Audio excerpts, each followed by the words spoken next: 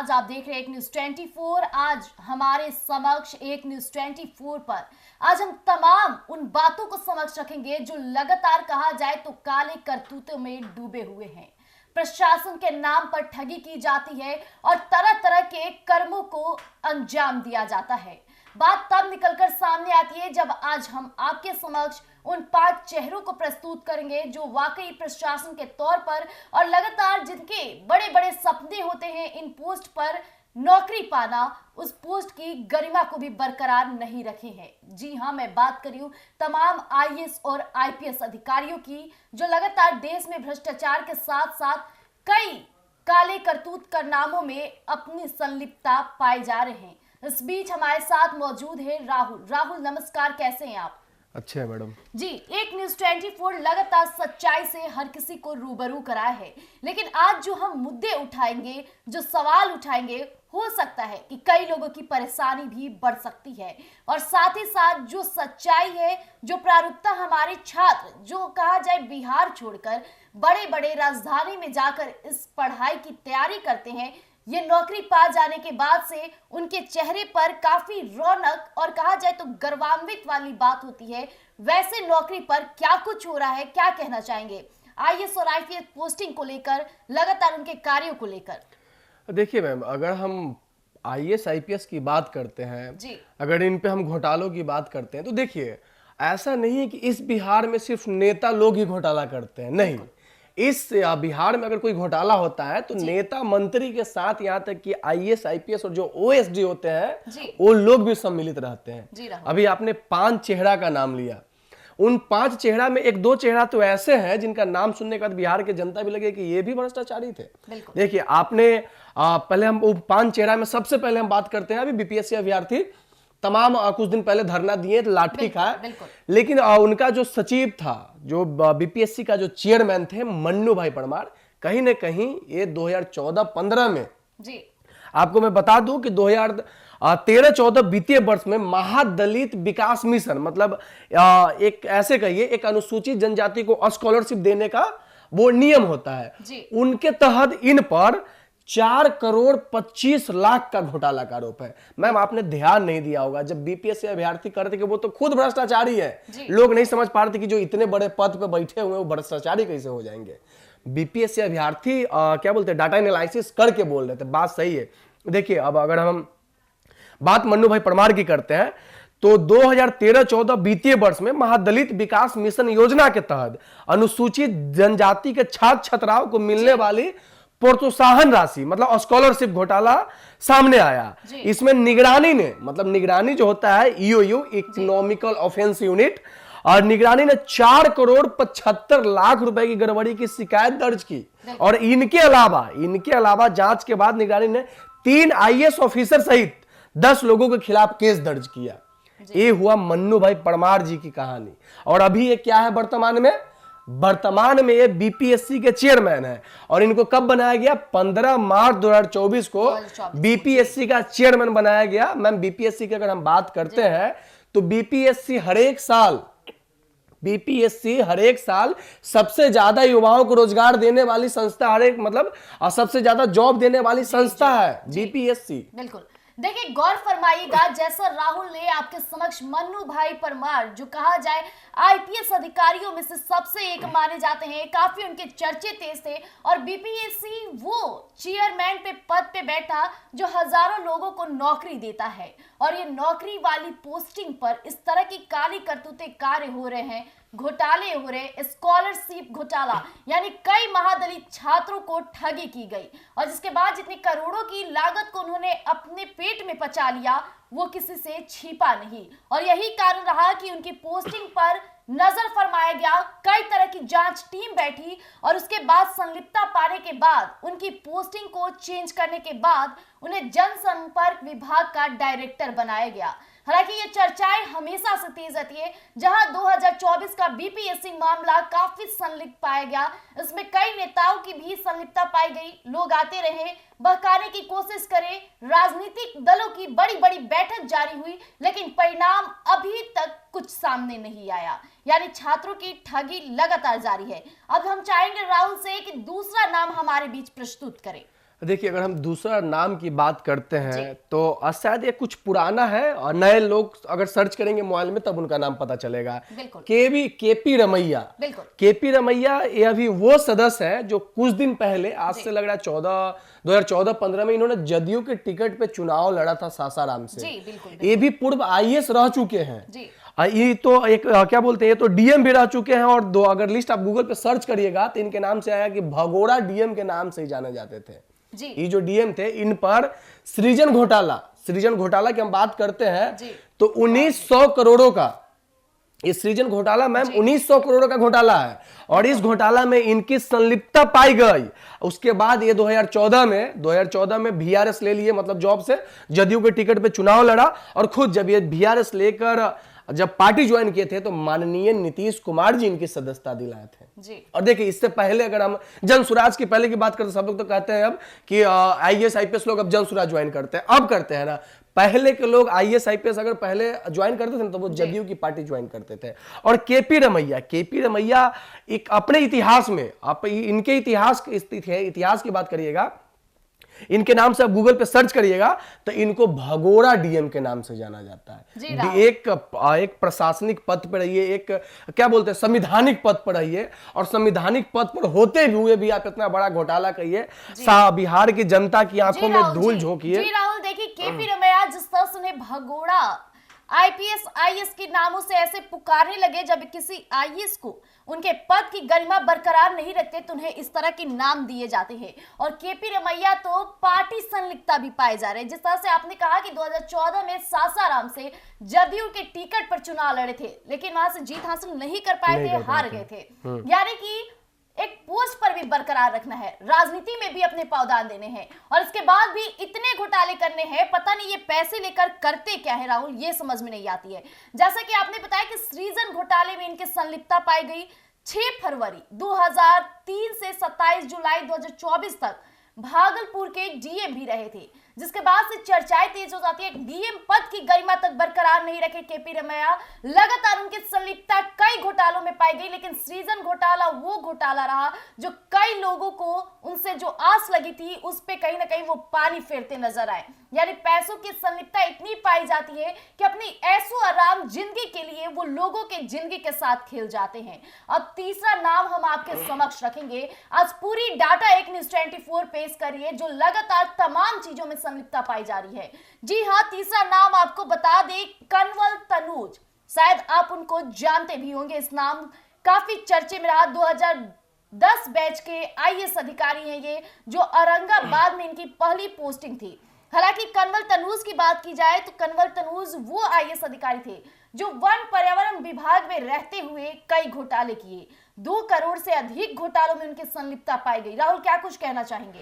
देखिए मैम, अगर 2010 बैच के आईएएस है और आईएएस आईपीएस की अगर बात आए और बिहार की जनता को ना पता हो, ये थोड़ा सा सोचने समझने वाली बात है। क्योंकि नेता के बारे में तो सब जानते हैं कि नेताजी घोटाला करके आए, बिहार में राजनीति चुनाव लड़े, जीत गए। लेकिन उनके पीछे जो लोग होते हैं, आईएएस आईपीएस ओएसडी, इस चीज को भी बिहार को जनता को जानना जरूरी है। आप बात कर रहे थे कमल तनुज का, नाम थोड़ा सा है लेकिन आप समझिएगा 2010 बैच के बिहार कैडर के आईएएस है, लोग को तो जानना जरूरी है। इन पर आरोप है नवीन नगर बिजली परियोजना के लिए जमीन अधिग्रहण के दौरान रेल बिजली परियोजना कंपनी लिमिटेड के सीईओ शिव कुमार से मिली भगत कर 2 करोड़ रुपए की हेरा फेरी का। और इन पर भी तमाम आईएएस की तरह इन पर भी सीबीआई की जांच बैठी, सीबीआई ने इन पर कार्रवाई भी किया और सीबीआई के सीबीआई की जांच को हाई कोर्ट में मतलब पेश किए। इनको जवाब देने के लिए उसको क्या बोलते हैं, विरोध में गए कि देखिए सीबीआई हम पे गलत आरोप लगा रही है। हालांकि राहुल, सूत्रों के हवाले ये भी पता चला था कि इन पे फर्जी दस्तावेज का भी मुकाबला दर्ज था। हाँ बिल्कुल, आप फर्जी दस्तावेज की बात कर रहे हैं तो इन पर सीबीआई इसलिए कार्रवाई किया गया था कि इन पर धोखाधड़ी और फर्जी दस्तावेज तैयार करने का मामला दर्ज किया गया था सीबीआई, और इसी सीबीआई के विरोध में ये कोर्ट में गए थे, कोर्ट में कि देखिए सीबीआई हम पे गलत कर रही है। लेकिन मैम देखिए, मैं मानता हूं कि अगर सीबीआई ईडी ईयू अगर किसी पे जांच करती है तो बिना ये लोग एविडेंस सबूत के किसी पे जांच नहीं करती है। जी बिल्कुल मैम। जी हाँ, अब अगला नाम हम आपके समक्ष पेश करेंगे, आईपीएस राकेश कुमार दुबे। जी हाँ, ईडी की रडार पर बने रहे आईपीएस राकेश कुमार दुबे के चर्चित चेहरे सोशल मीडिया पे काफी तेजी से वायरल होती है, क्योंकि हमेशा से वो अपने कामों को लेकर काफी बड़ी बड़ी बातें करते रहते हैं। लेकिन अगर बात किया जाए उनकी संलिप्तता पाई हुई तमाम ऐसी चीजों में जो कहीं ना कहीं उनकी पोस्ट की भी गरिमा पर काले दागे लगाते हैं। तो आपको बता दें, आरा जिले की कमान सौंपी गई थी उन्हें। माफियाओं से साठगांठ पर अवैध कमाई करने का आरोप था उनपे। गौर फरमाइएगा, लगातार देखे हैं कि राजनीति में राजद पार्टी को कहा जाता है माफियाओं का सबसे बड़ा गढ़, लेकिन यहाँ तो बड़े बड़े आईपीएस अधिकारी ही माफियाओं के साथ चाय पानी और नुक्कड़ नाटक पे बैठे रहते हैं। ये बातें तब से निकलनी शुरू हो गई जब आईपीएस राकेश कुमार दुबे की संलिप्तता पाई गई माफियाओं के साथ, यानी माफियाओं के साथ वो मिलकर लगातार लोगों को ठगने का कार्य किए, साथ ही साथ गैर कानूनी कार्य करते रहे। इस बीच अवैध कमाई से उन्होंने इतना ऐशो आराम वाली जिंदगी जी है कि हम आपके समक्ष रखेंगे तो आपके कुछ पल के लिए होश उड़ जाएंगे। उन्होंने बड़ी बड़ी आलीशान मकान और साथ ही साथ कहा जाए मलिकाना ऐसो रूम में रहने वाले लग्जरियस होटल नोएडा में तमाम ऐसे अवैध कमाई से कमाने वाली तमाम चीजें किए जो कहीं ना कहीं एक ना एक दिन सामने आ ही जाता है। और यही राकेश कुमार दुबे जी के साथ हुआ, जो अपनी संलिप्तता में ही पकड़ाए गए और उनके नाम पर लग्जरियस, चाहे वो होटल हो, बड़े बड़े लग्जरियस मकान हो, सारे सामने आते गए, जिसके बाद से उन्होंने जवाब के तौर पे कहा कि वो मेरी कमाई की थी। लेकिन आपको बता दें, राकेश कुमार दुबे सैलरी से खर्चे नहीं करते थे।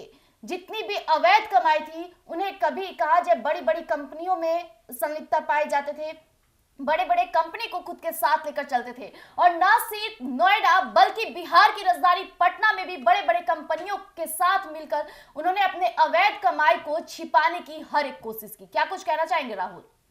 देखिए मैम, तमाम आईएएस आईपीएस अधिकारी के मामले में इनका भी नंबर आता है, इनका भी लिस्ट में नाम आता है। इन पर बालू माफियाओं के साथ साठगांठ करने का आरोप है और इन पर भी EOU economical affairs unit in पर भी जांच कर रही है। और इन पे तो आपने जैसा आरोप बताया बिल्कुल सही था कि अपने कमाई से कभी कुछ किए ही नहीं। ये बालू माफियाओं के साथ साठगांठ कर इनका काली कमाई का जो पैसा था वो जाता कहां था, तो देखिए इनका पैसा कहां जाता था।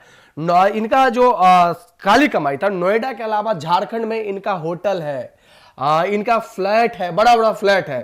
ये बालू माफियाओं के साथ साथ गांठ कर अपने सैलरी से खर्चा ना कर जो काली कमाई होती थी वो कहीं इन्वेस्ट नहीं होते, अदर जगह इन्वेस्ट करना, वही पैसा का कहीं और भी इन्वेस्ट कर दिया जाता था। और इन पर भी ईओ की जांच चल रही है। इस बीच ये भी बातें निकलकर सामने आई कि उन्होंने अपनी काली करतूतों को छुपाने के लिए हर कोशिश भी की, यानी कि बड़ी बड़ी कंपनी को भी शामिल किए। अब जो नाम हम आपके समक्ष रखेंगे, शायद वो नाम आपके समक्ष और आपके दिमाग में काफी तेजी से हिट करेगा, क्योंकि ये नाम है आईएएस संजीव हंस। जी हाँ, वही जो लगातार इन दिनों ईडी के रडार पर बने रहे, लगातार पूछताछ जारी हुआ और ये नाम सबसे चर्चे का विषय बन गया, क्योंकि नीतीश कुमार के सबसे करीबी माने जाते हैं आईएएस संजीव हंस। जी हाँ, आपको बता दें, संजीव हंस वो चेहरे हैं जो भ्रष्टाचार के साथ साथ यौन शोषण मामले के साथ साथ उनकी आय से ज्यादा संपत्ति और बड़े बड़े लग्जरियस अवैध रूप से कमाई हुई संपत्ति से किए हुए नामों में शामिल एक चेहरा है। क्या कहिएगा राहुल जी संजीव हंस के बारे में? सबसे पहले देखिए मैम, ये तो नया मामला है। संजीव हंस के बारे में तो हमें लगता है कि बिहार के अलावा पूरे देश के लोग जानते हैं, क्योंकि इन पर आय से अधिक संपत्ति का तो आरोप है ही, लेकिन एक ऐसे आईएएस है, हमने अभी तमाम 3-4 आईएएस का नाम लिया, लेकिन उन पर जो आरोप था वो या तो बालू माफियाओं से साठगांठ का था या कोई माफियाओं से मिलने का था, लेकिन इन पर जो आरोप है महिलाओं के साथ यौन शोषण का भी है। सबसे बड़ा सवाल ये है मैम कि एक आईएएस पद पे रहते हुए, एक संवैधानिक पद पर रहते हुए आपने घोटाला का काम किया, आपने भ्रष्टाचार किया, एक हद तक सही है, लेकिन जैसे ही महिलाओं पे यौन शोषण का आरोप लगता है तो इससे आप समझ सकते हैं कि आईएएस अपने पद का रुतबा दिखाकर किस तरह से महिलाओं को शोषण करते थे। आपने भ्रष्टाचार किया। इन पर तो हम ये भी मामला पढ़े हैं कि जो स्मार्ट मीटर वाले मामले हैं, स्मार्ट मीटर गलत नहीं है, लेकिन उनकी जो प्रणाली है उनकी जो प्रणाली है उसमें छेड़छाड़ किया गया था। ये आईएएस ऐसे हैं कि स्मार्ट मीटर का ऑर्डर देने के लिए ऑडी लिए थे गिफ्ट में। ऑडी की जो गाड़ी होते हैं ना, ऑडी, वो गिफ्ट में लिए थे जो ठेकेदार थे। और देखिए ये जो संजीव हंस है, ये अभी 18 अक्टूबर 2024 से पटना के बेऊर जेल में बंद है। इन पर महिलाओं से गैंग रेप और भ्रष्टाचार का आरोप है। संजीव हंस मूल रूप से पंजाब के रहने वाले 1997 बैच के शायद आईएएस अधिकारी है। ये शायद सिविल इंजीनियर भी थे, लेकिन कुछ दिन पहले इनको, मतलब कुछ दिन पहले नहीं, बहुत दिन पहले ऊर्जा विभाग का प्रधान सचिव बनाया गया था। Bihar state power holding company के सीएमडी रहे हैं। मतलब इन्हीं के आदेश पर जो स्मार्ट मीटर वाला, कई पोस्टों पे रहने के बाद भी संजीव हंस लगातार गैर कानूनी कार्य करते रहे और ये सब ईडी की रडार पर आते ही एक एक चीजों का खुलासा हुआ। उनकी धर्म पत्नी के कई बैंक अकाउंट्स खंगाले गए और कई तरह की जांच बैठी, जिसमें इनके भी कई लग्जरियस होटल, कई लग्जरियस अपार्टमेंट में इनके पैसे लगते नजर आए। यानी कि अपनी अवैध कानूनी हरकतों से उन्होंने कई तरह की ऐशो आराम वाली जिंदगी जी है और साथ ही साथ कई लोगों को भी उसमें शामिल किए हैं। हालांकि हम सारे लोगों का नाम नहीं आपके समक्ष रखेंगे, क्योंकि अभी हम आपको बिहार से जुड़े और लगातार आईएएस और आईपीएस से जुड़े तमाम चीजों को सामने रख रहे हैं, जो कहीं ना कहीं लोगों का सपना होता है कि हम बड़े आईएएस बने, मेरा बच्चा आईपीएस बने। लेकिन इस पद की गरिमा को किस तरह से ठगी की जा रही है, किस तरह से गैर कानूनी कार्य करके इस पद का नाम खराब किया जा रहा है। अब आखिरी नाम हम आपके समक्ष रखेंगे। आपको बता दें, आखिरी नाम आईपीएस अमित लोढ़ा का है, जो कि काफी चर्चे में रहते हैं। खाकी वाले के नाम से काफी प्रसिद्ध उनके नाम है, क्योंकि वो अपने कामों को लेकर जितना जोजबा और जितनी बड़ी बड़ी बातें करते रहते हैं। हालांकि रूप पे देखा जाए, रियल लाइफ में देखा जाए तो उतना ही गैर कानूनी चीजों में संलिप्तता पाई जाती है। सबसे पहली बात किया जाए, 2,50,00,000 की अधिक संपत्ति पाई गई, यानी कि आय से अधिक संपत्ति उनके पास पाई गई। यह हमेशा से देखा गया है कि जो भी आईपीएस आईएएस अधिकारी है, उनकी जितनी फीस होती है उससे ज्यादा की संपत्ति उनके पास पाई जाती है। तो तमाम तरह की टीम बैठती है, जांच बैठती है और इन पर तो दर्ज ईसीआईआर मामला भी दर्ज किया गया। यानी कि ये वो चेहरे रहे जिन पर ईसीआईआर ने कई तरह के मामले दर्ज किए, कई जांच टीम बैठी और आय से अधिक संपत्ति पाई गई। साथ ही साथ ब्लैक मनी तो अनोखो पाए गए, जो कहीं ना कहीं आईपीएस पद पर सवाल खड़े करते हैं। आईजी के तौर पर फर्स्ट पोस्टिंग इनकी थी। 1998 बैच के आईपीएस अधिकारी ये हैं। क्या कहेंगे राहुल इनके बारे में? देखिए मैम, अगर अमित लोढ़ा जी की बात किया जाए तो इन पर तो अब वेब सीरीज बन गया है। खाकी जो वेब सीरीज आया था, ये अपना किताब दिए थे डायरेक्टर को।